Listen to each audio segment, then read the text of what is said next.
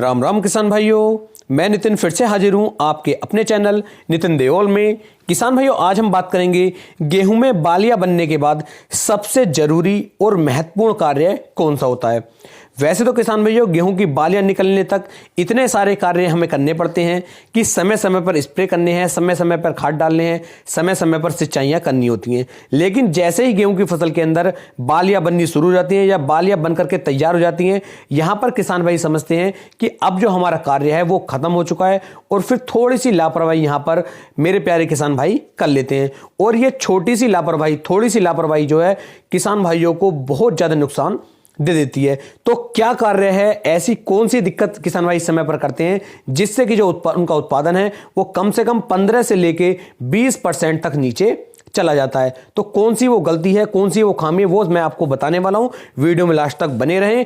अगली वीडियो जो हम लेकर के आने वाले हैं वो किसान भाइयों मूंग की खेती के ऊपर आएगी। मूंग की खेती की A to Z कंप्लीट जानकारी की वीडियो में आपके लिए लेकर के आ रहा हूं कि कैसी जलवायु चाहिए, कितना खाद चाहिए, कितना बीज लेना है, जुताई कैसे करनी है, कौन कौन से स्प्रे करने हैं, कौन कौन से खाद डालने हैं, संपूर्ण जानकारी की एक वीडियो आपके लिए लाने वाला हूं जिसमें मूंग की खेती से संबंधित जानकारी दी जाएगी। उसके बाद आपको सोयाबीन से संबंधित भी जानकारियां किसान भाइयों मिलती रहेंगी। और यदि आप किसी और टॉपिक पर वीडियो चाहते हैं तो उसे भी नीचे कमेंट सेक्शन में बता सकते हैं। उसके ऊपर भी एक बड़ी शानदार वीडियो बना करके देने की कोशिश करूंगा जिससे कि आपको कोई भी दिक्कत या परेशानी देखने को ना मिले और आप काफी अच्छा उत्पादन अपनी फसलों से किसान भाइयों ले पाएं। तो चलिए शुरू करते हैं कि जब हमारी फसल के अंदर गेहूं की बालियां बन जाती हैं या बन रही होती हैं, इस समय पर सबसे बड़ी दिक्कत क्या आती है। जो गलती मैं आपको बता रहा हूं, यह गलती यदि आप करेंगे तो इससे नुकसान क्या होंगे, पहले हम नुकसान जान लेते हैं। क्योंकि यदि मैं आपको बता दूंगा तो आप नुकसान को पता ही नहीं चलेगा और हो सकता है आप इस गलती को कर दें। लगभग मैं समझता हूं कि 70% किसान भाई जो हैं इस गलती को कर ही लेते हैं और उसके बाद जो उनका उत्पादन आता है वो काफी कम आता है। वो कहते हैं कि बुआई से लेके हमने बालियां निकलने तक इतनी मेहनत की, गेहूं बहुत तकड़ी थी, गेहूं बहुत शानदार थी, ग्रोथ अच्छे से हुई थी, लेकिन उत्पादन जो है उतना नहीं आया जितना हम सोच रहे थे। तो ऐसा क्यों होता है वो भी मैं आपको बताने वाला हूं। किसान भाइयों, यदि ये गलती आप करेंगे तो दाना जो होगा हमारा वो सिकुड़ करके आएगा, पतला दाना आएगा। दाना जो रहेगा हमारे, जैसे कहते हैं कि जीरे का दाना बना है, गेहूं अच्छी तरीके से फुलाव नहीं किया, गेहूं जो हमारी काली सी पड़ गई है, गेहूं हल्की सी लाल पड़ गई है, जो हमारी बालियां थी वो छोटी रह गई हैं, बालियां जो हैं हमारी मुड़ गई हैं। तो इस तरह की जो दिक्कतें आती हैं ये आखिरकार आती क्यों हैं?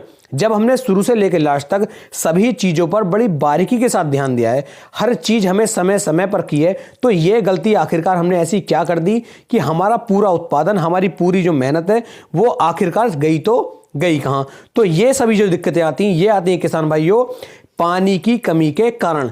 यदि बालियां बनते समय या बालियां बनने के बाद हमारे खेत के अंदर पानी की नमी कम हो गई, पानी आपने नहीं दिया या फिर सिंचाई कम हो गई, तो किसान भाइयों हमारा जो दाना होता है उसके अंदर सता हो जाएगा, दाना अच्छी तरीके से नहीं भर पाएगा, दूध का भराव कम हो जाएगा और हमारी जो बालियां होंगी वो समय से ना पक करके समय से पहले ही पकनी शुरू हो जाएंगी और दाना उनका बारीक बारीक बिल्कुल सुकड़ जाएगा और चिमड़ा चिमड़ा सा हो जाएगा और बालियां आपकी काली भी पड़नी शुरू हो जाएंगी।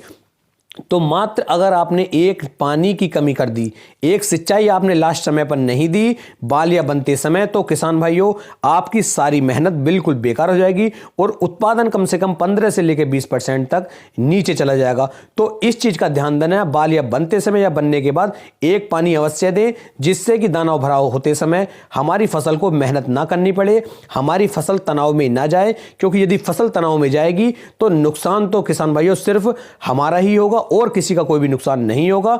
यदि आपके समझ में नहीं आ रहा है कि खेत के अंदर पानी की कमी है या नहीं है, तो अपने खेत के अंदर से फावड़ा या फिर खुरपे की सहायता से 4 अंगल नीचे की मिट्टी निकाल करके देखिए। यदि उसका लड्डू बनता है तो खेत के अंदर नमी है, कोई दिक्कत नहीं है। और यदि लड्डू नहीं बन रहा है तब तो किसान भाइयों आपको 100% अपनी गेहूं की फसल को पानी देना चाहिए, नमी बनानी चाहिए, जिससे कि आप एक अच्छा और शानदार उत्पादन निकाल सकते हैं। तो उम्मीद है मैं आपको एक सही और अच्छी जानकारी दे पाया हूं। यदि वीडियो पसंद आई हो तो वीडियो को लाइक, कमेंट और शेयर जरूर करें। फिर मिलेंगे एक नई वीडियो में, तब तक के लिए सभी किसान भाइयों को राम राम जी।